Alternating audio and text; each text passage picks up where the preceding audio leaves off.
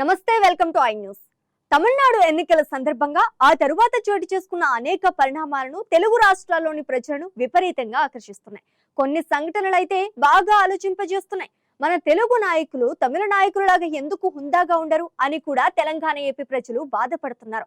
ఎన్నికల ప్రచారం పోటాపోటీగా ప్రచారం చేసుకుంటున్నప్పటికీ తమిళనాడులో నాయకులు ఒకరిని ఒకరు బండబూతులు తిట్టుకోలేదు. సిద్ధాంతపరంగానే ప్రసంగాలు సాగాయి. తర్వాత కూడా అధికార ప్రతిపక్ష నాయకులు వ్యవహరిస్తున్న తీరుతో తెలంగాణ ఏపీ నాయకుల తీరును బేరేజు వేసుకుంటున్నారు. రాజకీయం అంటే తమిళ మాదిరిగానే హుందాగా చేయవచ్చనే కామెంట్లు సోషల్ మీడియాలో కనిపిస్తున్నాయి.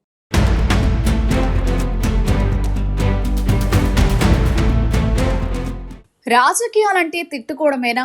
ప్రత్యర్థి అంటే శత్రువేనా? ప్రస్తుతం తెలుగు రాష్ట్రాల్లో జరుగుతున్న రాజకీయ పరిణామాలు చూస్తుంటే సామాన్య ప్రజలకు ఇదే అనిపిస్తోంది. కానీ పక్కనే ఉన్న తమిళనాడును చూస్తే మాత్రం రాజకీయం ఎంత హుందాగా చేయవచ్చో అర్థమవుతోంది.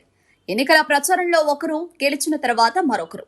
అక్కడ నేతలు ప్రవర్తిస్తున్న తీరు ఇప్పుడు సోషల్ మీడియాలో హాట్ టాపిక్ గా మారింది. మన తెలుగు నాయకులు ఎందుకలా ఉండలేకపోతున్నారు? స్టాలిన్ నుంచి విజయ్ వరకు అక్కడ రాజకీయ సంస్కృతి ఎలా ఉంది అనే విషయాలపై చర్చ జరుగుతోంది. అధికారం ఎవరిదైనా గౌరవం అందరిది. ఇది ప్రస్తుతం తమిళనాడు రాజకీయాల్లో కనిపిస్తున్న సరికొత్త ట్రెండ్. ఒకప్పుడు కరుణానిధి, జయలలిత కాలంలో అక్కడ రాజకీయాలు కొంత ఘర్షణ పూరితంగా ఉండేవి. కానీ ఎంకే స్టాలిన్ ముఖ్యమంత్రి అయ్యాక పరిస్థితులు పూర్తిగా మారిపోయాయి. ప్రత్యర్థి పార్టీ నేతలను గౌరవించడం, అసెంబ్లీలో వారి సూచనలను స్వీకరించడం, దీని ద్వారా స్టాలిన్ ఒక కొత్త ఒరవడిని సృష్టించారు.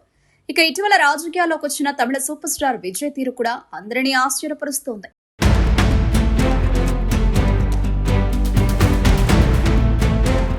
తన తొలి భారీ బహిరంగ సభలో విజయ్ ఎక్కడా వ్యక్తిగత దూషణలకు దిగలేదు.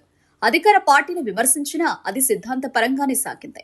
మేము ఎవరికీ వ్యతిరేకం కాదు, మా సిద్ధాంతమే మా ఆయుధం అంటూ ఆయన చేసిన వ్యాఖ్యలు రాజకీయాల్లో హుందాతనానికి అర్థం పట్టాయి. విజయ్ తన ఎన్నికల ప్రచారంలో స్టాలిన్ పేరును ఉచ్చరించిన ప్రతిసారి సారీ స్టాలిన్ సార్ అని సంబోధించారు. కనీసం ఒక వచనంతో కూడా పిలవలేదు. ముఖ్యమంత్రి అయిన తర్వాత కూడా విజయ్ హుందాగానే వ్యవహరించారు. మాజీ సీఎం స్టాలిన్ ఇంటికి వెళ్లి మరీ ఆశీర్వాదం తీసుకున్నారు. తనకన్నా రాజకీయాల్లో సీనియర్ అయిన స్టాలిన్ పట్ల గౌరవాన్ని చాటారు. ఈ సంప్రదాయాన్ని తెలంగాణలో కానీ ఏపీలో కానీ ఏ ఒక్క నాయకుడు కూడా పాటించడం లేదు. తన రాజకీయ ప్రత్యర్థుల పట్ల శత్రు వైఖరితోనే ఉంటున్నారు తప్ప పెద్దరికంగా వ్యవహరించడం లేదు. రాజకీయాల్లో హుందాతనానికి మారుపేరైన స్టాలిన్ కూడా ఎక్కడా తన పెద్దరికాన్ని కోల్పోలేదు. విజయ్ ఎన్నికల్లో ప్రచారంలో దూసుకుపోతున్న తరుణంలో విజయ్ భార్య విడాకుల కోసం కోర్టుకెళ్లారు. సినీ హీరోయిన్ తో సన్నిహిత సంబంధాలున్నాయన్న ఆరోపణలు వచ్చాయి. దీనిపై స్టాలిన్ కానీ ఆయన కొడుకు ఉదయనిధి స్టాలిన్ కానీ డిఎంకే పార్టీ కానీ ఎలాంటి కామెంట్స్ చేయలేదు.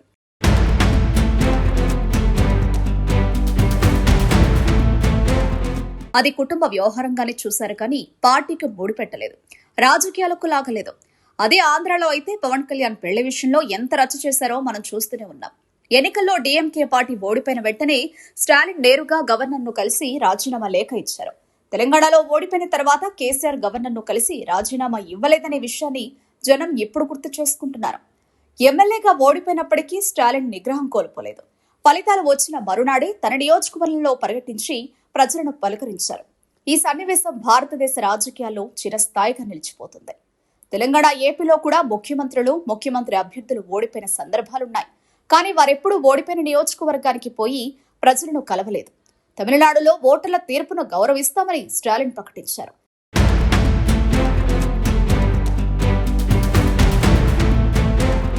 అంతే తప్ప ఈవీఎంలు ట్యాంపర్ చేశారని కానీ, విజయ్ పార్టీ అలవిగానే హామీలిచ్చిందని కానీ ఎక్కడా ఆరోపించలేదు.